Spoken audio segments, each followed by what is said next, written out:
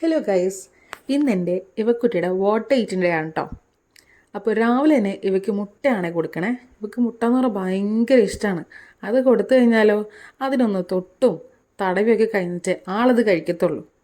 അങ്ങനെ മുട്ടയായിട്ടുള്ളൊരു വലിയൊരു അഭ്യാസ പ്രകടനം കഴിഞ്ഞിട്ട് ഞാൻ അവൾക്ക് കുറച്ച് മധുരക്കിഴങ്ങ് കൊടുക്കാമെന്ന് കരുതി.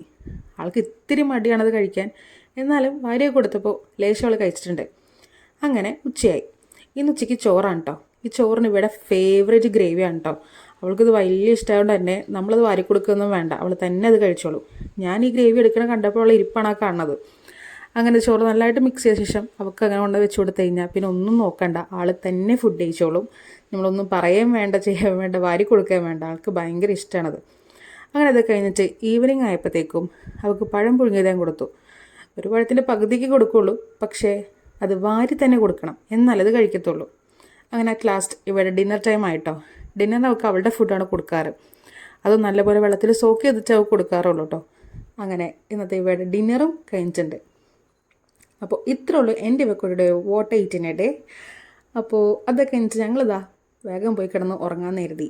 അപ്പോൾ ഇത്രേ ഉള്ളൂ. അടുത്ത വീഡിയോയിൽ വീണ്ടും വരാം. See U.